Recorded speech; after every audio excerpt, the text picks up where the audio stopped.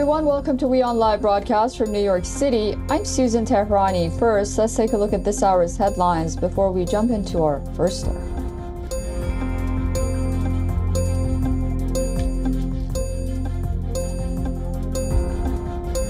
Taipei Defense Ministry says that it detected 49 Chinese aircraft since Beijing launched two-day military drills after self-ruled Taiwan's new leader vowed to defend the island's democracy.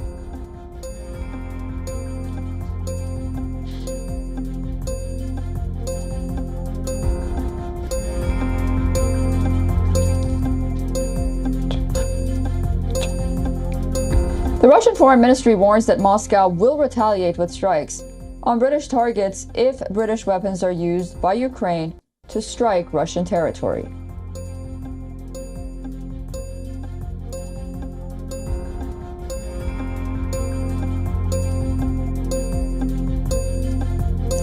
Soldiers participate in anti-terrorism and air defense drills during the Eager Lion military exercise in Jordan's Azraq. Ground, naval, and air forces from 33 countries represented, including Jordan, the United States, and the UK.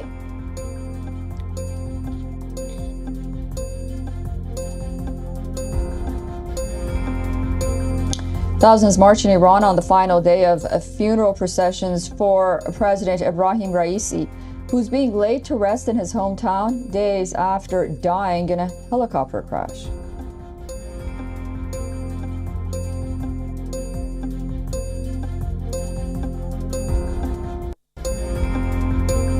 Donald Trump says that he will use his relationship with Russian President Vladimir Putin to get Wall Street Journal reporter Evan Gersovich freed from a Russian prison.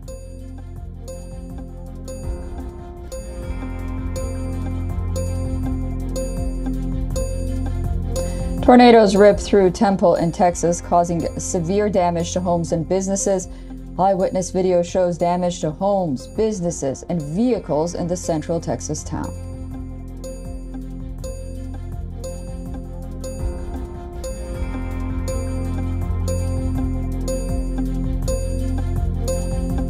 And the Dallas Mavericks draw first blood in the Western Conference Finals.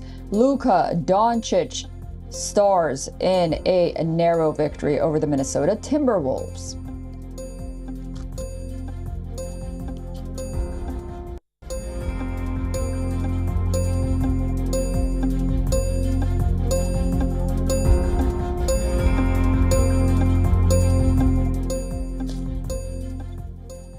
With Russians gaining an upper hand on the battlefield and Ukraine forced to retreat from many frontiers, some Western nations are urging a potentially dangerous course of action. They want Ukraine to be allowed to use long-range missiles to directly hit inside Russian territory.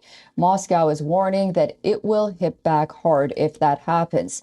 Is the war changing gears? Our next report tells you more.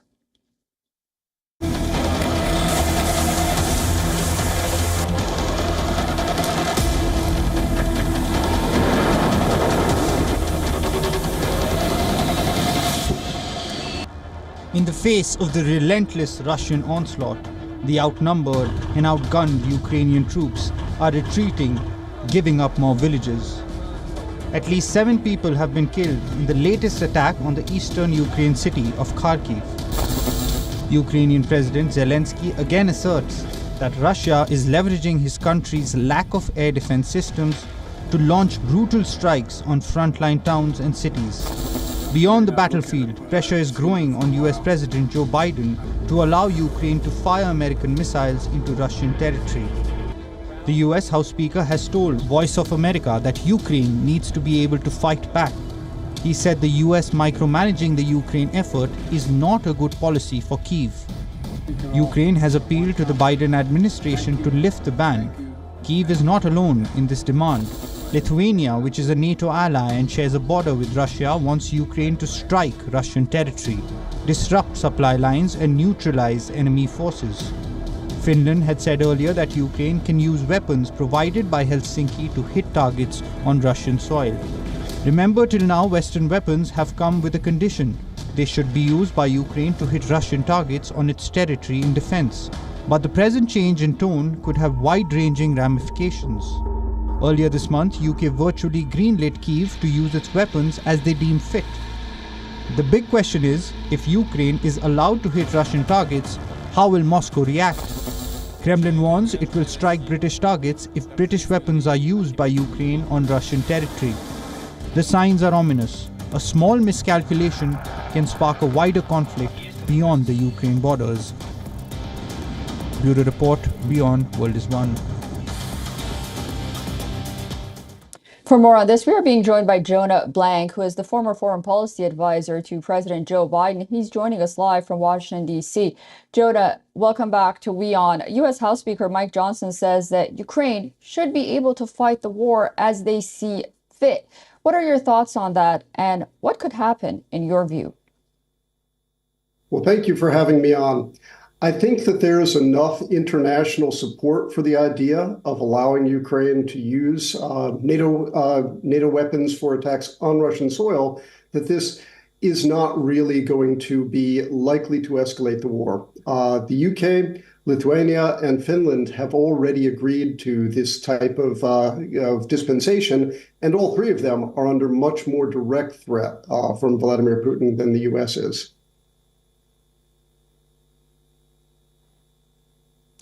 And that's very interesting. And how is it that we see a change of course now? Because the United States, notably the Biden administration, seemed to have always taken the least confrontational approach when it came to dealing with Ukraine, its policies on Ukraine and whatnot. What is the change? Well, President Biden has been quite careful not to escalate the war, and rightly so. I mean, this is a dangerous situation. And let's be clear, if the decision is taken to allow Ukraine to use US-sourced weapons for attacks on Russian soil, that would be a danger. But let's also look at the other side of the equation. Vladimir Putin, at least in my judgment, is unlikely to take a reckless action in the next half year, precisely because of the pending American election. Right now, Vladimir Putin has a 50% chance of seeing a US administration a year from now that will give him everything he wants. If Mr. Trump is elected, he's made pretty clear that he will withdraw US support for Ukraine and might even withdraw the US from NATO.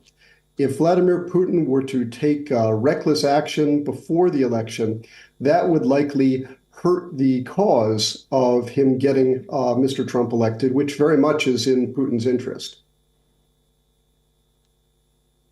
All right. Thank you so much for that, Mr. Jonah Blank. I look forward to speaking to you again very soon as we follow this story. Thank you. The cost of Kenyan President William Ruto's official trip to the United States has become the subject of scrutiny back home. According to reports, the price of hiring the luxury private jet in which Ruto and his delegation traveled is estimated to be $1.5 million. Over 30 people, including a popular comedian, reportedly accompanied the president, who landed in Atlanta on Monday. Several Kenyans have expressed outrage that Ruto chartered an aircraft from the Dubai-owned Royal Jet Company instead of using his usual presidential plane, given the ongoing austerity measures of the government in the middle of the cost of living crisis. In Kenya, the cost of bread, mobile money transfers, airtime, and data are set to go up as the government seeks to raise an additional $2.4 billion in taxes in the financial year that starts in July. While it remains unclear why the president opted for the private jet, the fact remains that there have been safety concerns about the presidential plane known as Harambee 1 that was bought nearly 30 years ago. Amid the public outrage in Kenya, the American government has denied reports that it has paid for the aircraft. President Ruto made over 50 visits abroad since becoming president in 2022. Last October, the government suspended non-essential foreign travel in a move aimed at curbing runaway public spending.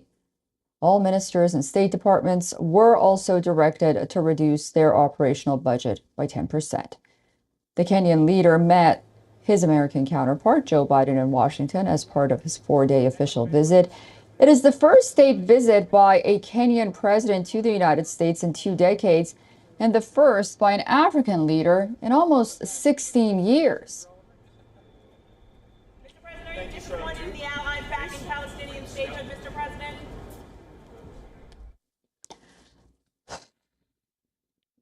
All right, here in the United States, a Michigan dairy worker has been diagnosed with the bird flu. This is the second human case associated with an outbreak in U.S. dairy cows after a case emerged in Texas earlier this spring.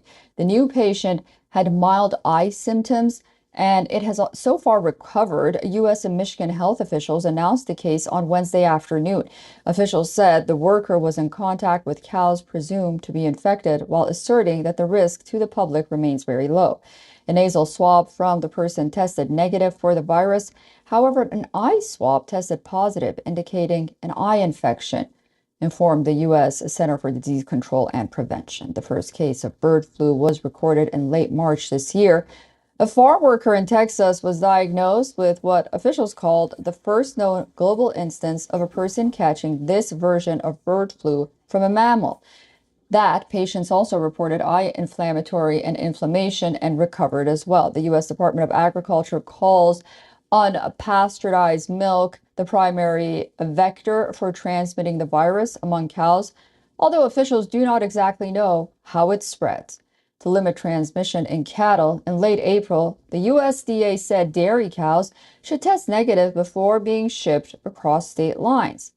Since 2020, a bird flu virus is spreading among more animal species, including dogs, cats, skunks, bears, and even seals, and also in many countries. Its preservance in U.S. livestock earlier this year was an unexpected twist that sparked question about food safety and whether it would start spreading among humans. Thankfully, that did not happen, although there was a steady increase of reported infections in cows. Till Wednesday, the virus was confirmed in 51 dairy herds in 9 states, this according to the U.S. Agriculture Department. The virus has been found in high levels in raw milk of infected cows, but government officials say pasteurized products sold in grocery stores are safe because heat treatment is confirmed to kill the virus. The new case marks the third time a person in the United States was diagnosed with what is known as type A H5N1 virus. In 2022, an incarcerated person in work program picked it up while killing infected birds at a poultry farm in Montrose County, Colorado. His own symptom was fatigue and he recovered. That predated the virus's appearance in cows.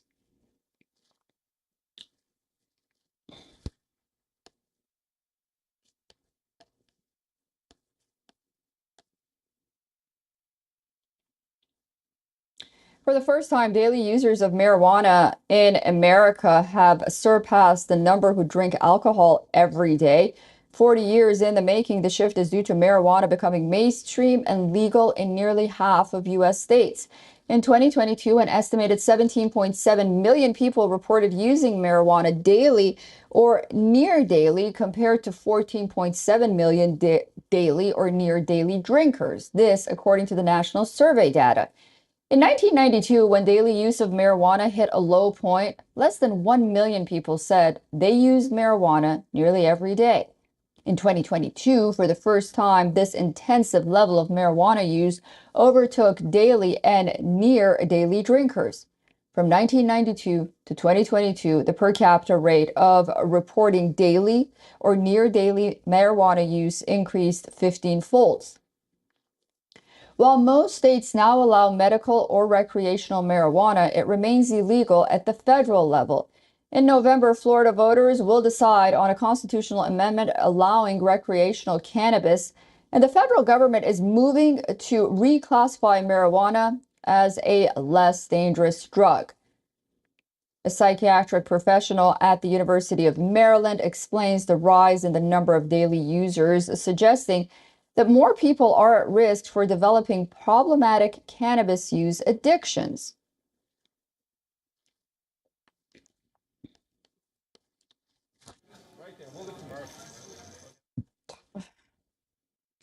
All right, staying with the theme of health, eating more ultra-processed food is linked to a higher risk of cognitive decline and stroke. This, according to a new study from the UK. According to a research published in the BMJ, a weekly peer-reviewed medical journal wholly owned by the British Medical Association, people who regularly consumed ultra-processed meat had a 13% higher chance of premature death. Those with diets high in sugary and artificially sweetened beverages saw a 9% rise in the risk of early death. Overall, diets rich in ultra-processed foods had 4% higher chance of mortality. According to a Harvard University study, over a 34-year period, at least 48,000 deaths were due to the consumption of ultra-processed food items. Over 13,000 deaths were due to cancer, 11,000 deaths due to heart disease. Over 3,000 deaths were caused by respiratory diseases, and nearly 6,000 deaths from neurodegenerative activity diseases as well. In Western countries, ultra-processed foods now make up a significant portion of the average person's diet, comprising half of daily food intake. And experts warn that processed food can increase health issues, including cancer, mental health problems, type 2 diabetes, as well as premature death. And to combat these trends, experts suggest focusing on unprocessed and minimally processed foods that include fruits, vegetables, nuts, seeds, and unprocessed animal products like eggs, fish, and meat. These foods that make up about 30% of a typical diet provide essential nutrition without the harmful additives in ultra-processed options.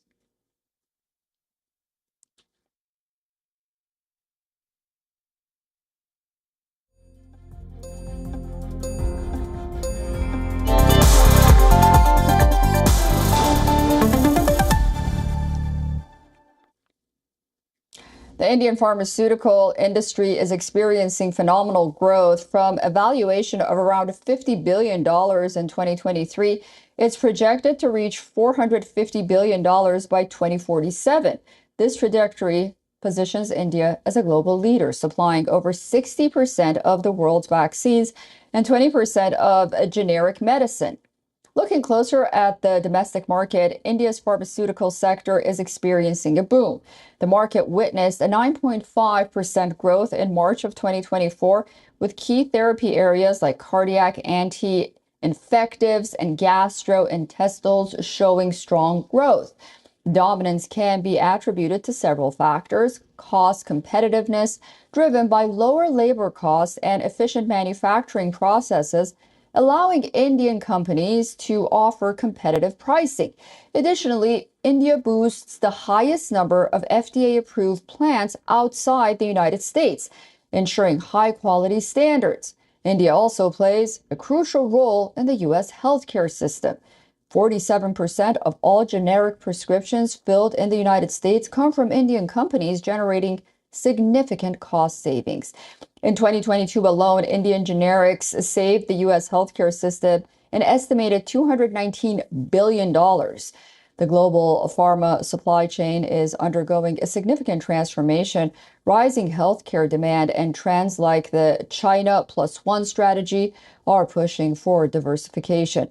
This strategy encourages companies to move away from relying solely on China for active ingredients and explore alternative manufacturers in different locations, including India. Indian pharma companies are also experiencing robust growth. Mankind Pharma, a major player, recently reported a 65% year-on-year increase in net profit in the March quarter.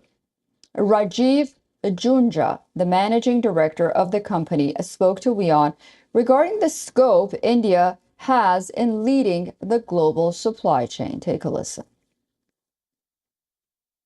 This is a new India. This is a very fast-growing India. You look around yourself, you'll find everything is evolving at a very fast pace, whether it's the infra, medical side, healthcare side. You look at around.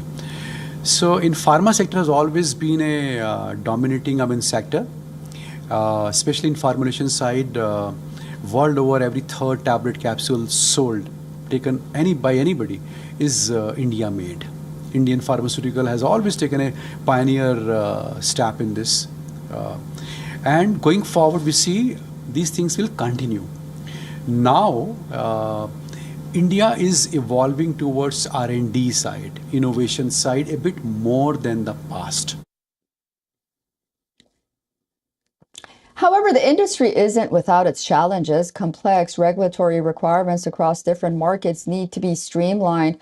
For India to become the world's pharmacy, investing in R&D is also crucial. Innovation will be key as India strides towards the peak of the global pharma supply chain.